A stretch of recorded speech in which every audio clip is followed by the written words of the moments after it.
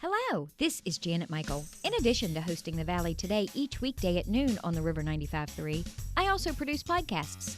And I'm excited to kick off Season 2 of our podcast series in partnership with Rappahannock Electric Cooperative. It's called We Are REC. Every week we'll release a new episode talking to different people from REC about a host of different topics. We'll get tips for saving money on your electric bill. We'll talk about renewable energy and the impact it can have in our communities. We'll get some behind-the-scenes info about what happens when the power goes out in a storm. Don't miss out on information about community grants, scholarships, REC-hosted events, and more. Get every single episode on our website at theriver953.com under the podcast tab, or you can subscribe for free in Apple Podcasts, Google Podcasts, or on Spotify. Just do a quick search for We Are REC.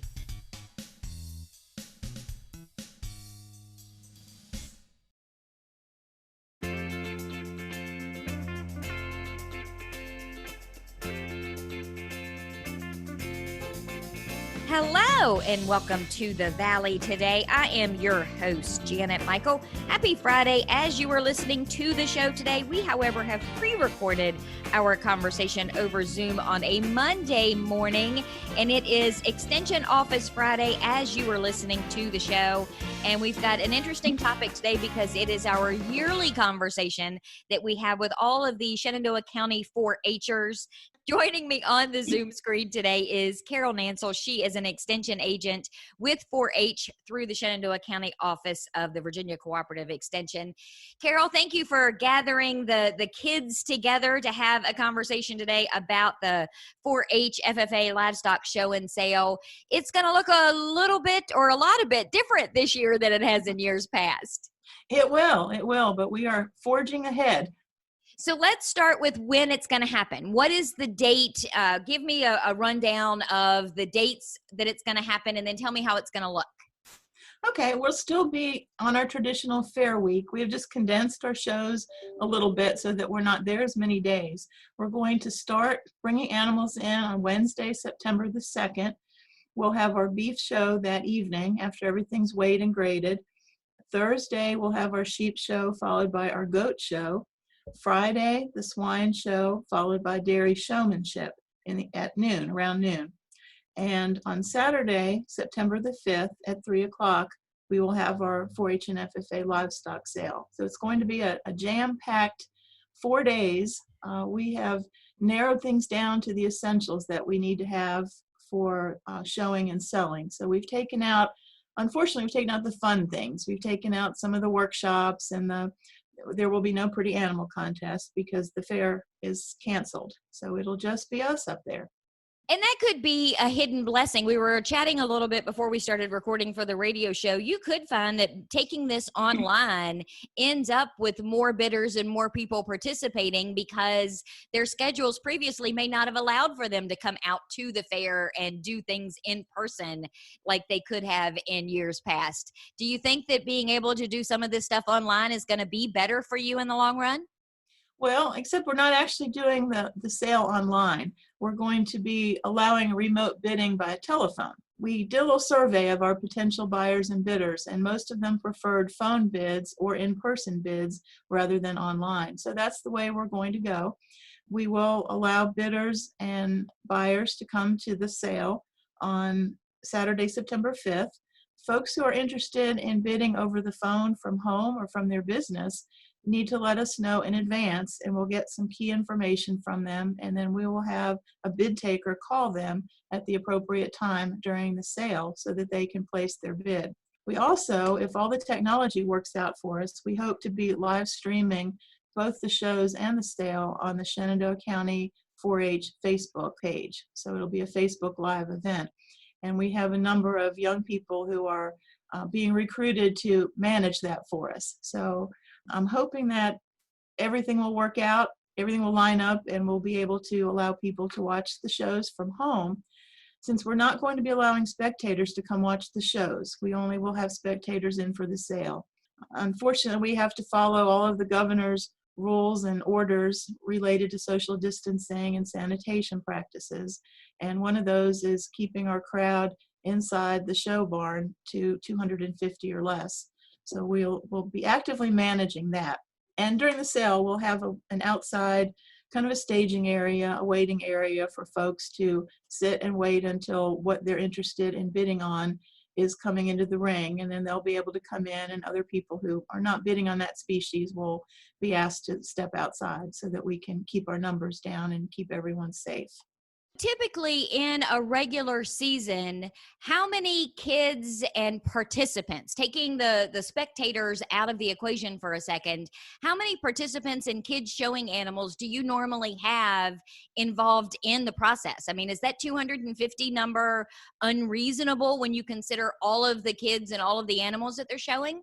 It'll be a little bit of a challenge. We normally have about 130 exhibitors, and each of them have parents, and some have siblings that are not showing. So this year our number is down just a little bit. We're right around 100. And so when you figure 100 exhibitors, not everybody is going to be going in the ring at the same time. And we're going to ask the parents to come in, watch their own child, and then step out. And hopefully we won't have to go this far, but if it does get crowded, we will ask only one parent to come in and watch. But hopefully everyone will cooperate, and we'll be able to let families watch their own children's show and then let other families watch their children's show. And I know in years past when the kids have come and we've done the radio show, most of our conversation has been about their animals and the kind of work that goes into getting them ready for the livestock show and sale. How much participation do the kids normally have in putting the actual show together? Has that changed this year because it's moving to a virtual-ish type setting? I think our youth reps can probably speak to that when you talk to them, but they have been actively involved the whole year in planning. And there's a lot of things that they do to help us get ready. They come into the extension office and help us with paperwork that benefits the shows. They make the signs that the kids put up in their stall space, and they assign buyer contacts to folks to contact. They do an awful lot of work all year round. This year they've not had the in-person weigh-ins, but they will be helping us during the 4 days that we're at the fairgrounds with the weigh-in that we do there. And they've reached out to our novice exhibitors to see if they need extra help in knowing what to do, since we've had to cancel our in-person workshops. So they've been a tremendous help this year. We have 4 youth representatives: Lindsey Rigby, Lindsey Hamrick, Cheyenne Estep, and Chad Biby. So they have been a great part of our team. And I know we have 3 of them with us on the Zoom screen today. So Cheyenne Estep is a junior at Central High School. Cheyenne, one of the things that I have next to your name is that you're kind of in charge of contacting potential buyers to invite them to the sale. Is that something that you would normally do any given year anyway, or is it new this year that this is a responsibility that you have? Well, we all actually contact buyers. I was telling Miss Nansel that we this year are going to have to go at it like a different viewpoint, because not all of our buyers might want us to come in person because of the social distancing. So we can go at it with maybe wearing masks and social distancing. And I know a lot of us leave flyers behind so they remember who we are. So when they do come to the sale, they'll know who we are, what we look like. And this year, I think we could do phone calls, maybe even a Zoom call, FaceTimes, or even try social distancing in person and see if that would work.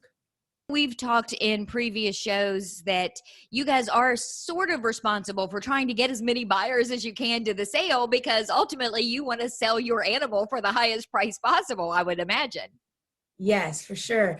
And I think this year, like you said, it's going to be a challenge because we have that different aspect. But like Ms. Hansel did, we did the survey. So hopefully that's pretty much what everyone wanted, is the remote bidding and the phone calls. So I think that would be a great way that people can just call in, and hopefully everything would run smoothly. So you're showing goats this year. Have you had anybody that wants you to do like a little mini fashion show and do a videotape of your goat and do an introduction so they know what they're getting into during the sale? I think so. I think a lot of it's going to be different. So I think once we get closer to the show, we'll be doing a lot of that. I think just showing our novice exhibitors this year how it's going to work, because they're already new, and then now we're putting this challenge on top of them. So I think like you said, we're going to be doing some videos, and maybe we could even try to take over the Shenandoah County 4-H Facebook page to get on there and share some videos. Carol, a lot of the businesses that I've talked to over the last several months have talked about these types of things that they've had to change and pivot in order to continue doing business in this new world that we're living in. Do you think that some of this stuff might end up being a carryover and maybe you keep some of it for years moving forward? I think we might. I think if this telephone bidding goes well, we'll keep that as a formal part of our sale, because I think there's always people who maybe have to be out of the area, especially with us being on Labor Day weekend, that they would like to help us, but they can't. So if they could call in, that they will help. We have had a couple of buyers in the past who have made arrangements with a friend to bid for them. So I think that may be something that we keep moving forward. Well, let's take a quick commercial break, and then when we come back, we'll talk a little bit more about how the sale is going to look. I mentioned that we had a couple of the 4-Hers on the Zoom screen with us. Lindsey Rigby is also on the Zoom screen. She is a junior at Central High School. Chad Biby is here as well. He is a freshman at Stonewall Jackson. So I want to talk to both of you when we come back from commercial about what your role is in the sale, and tell me a little bit about your animals. So can we do that when we come back in just a couple of minutes? Sounds good. Yes, ma'am. Fantastic. Well, we'll be back in just a couple of minutes. It is Extension Office Friday as you are listening to the show today. We, however, are pre-recording it on a Monday morning over Zoom. I am Janet Michael. You're listening to The Valley Today, and we'll be right back. Do you know anyone who is struggling with financial hardships because of coronavirus? Our new webinar called Coping with the Money Crunch can help. We'll talk about immediate options to consider, revising or creating a spending plan, and lots of community resources. Then we'll cover how to narrow your priorities, contact creditors, and avoid scams and risky loans. The webinar is free, and you can either join by phone or through Zoom on a smartphone, tablet, or computer. You can find out more by visiting the Northern Shenandoah Valley Financial Education Program on Facebook or calling Karen Poff at 540-635-4549. Let me show you how to make your own plan or help someone you care about get through the crisis. Call 635-4549 or visit at NSV Financial Education on Facebook today.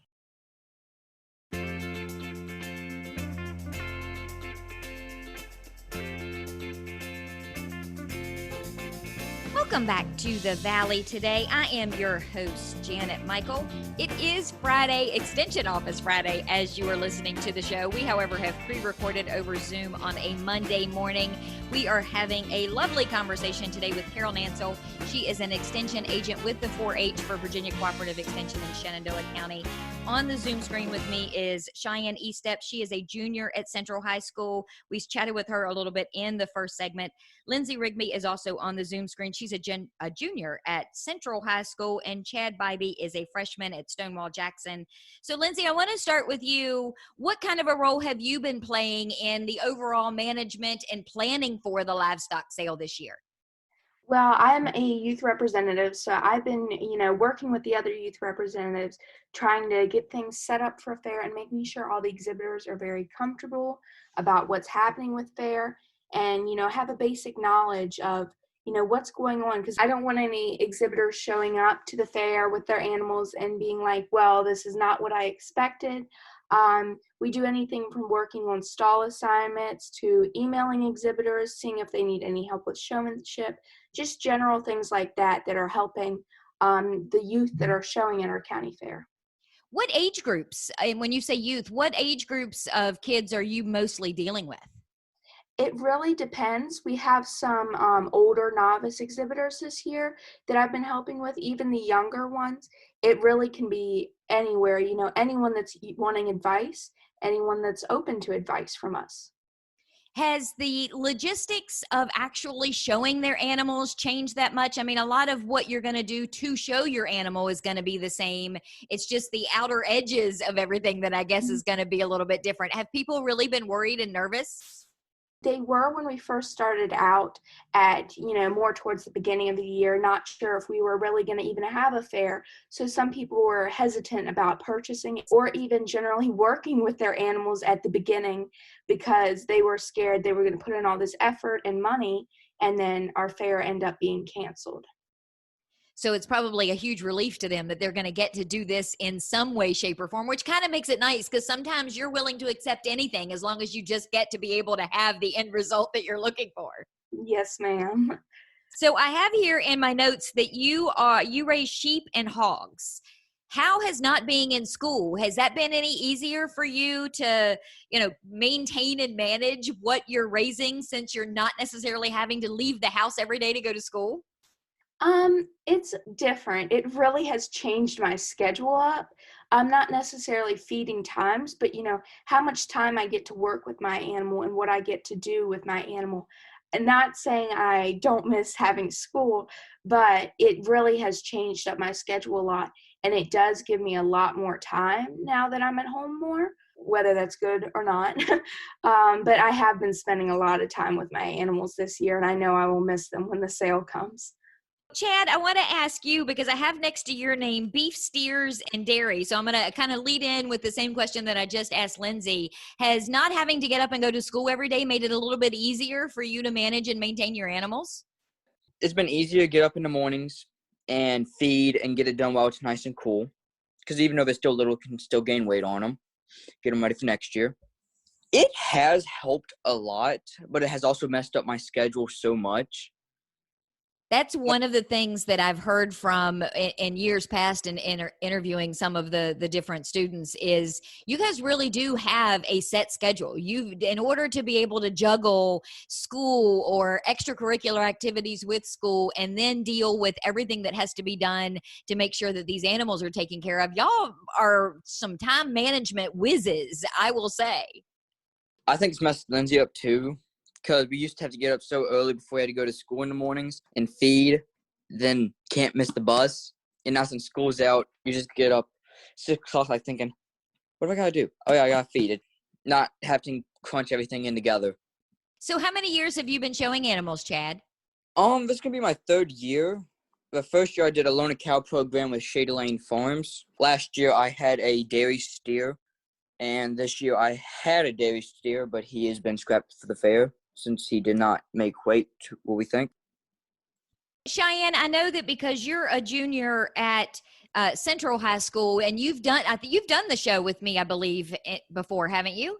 I think so, maybe, yes. So you've been at this a while. Does that help you be able to kind of work with these novice showers and explain to them, look, this is what's going to happen and this is how it's going to be? Does that past experience really help you, do you think, going into this new way of doing things?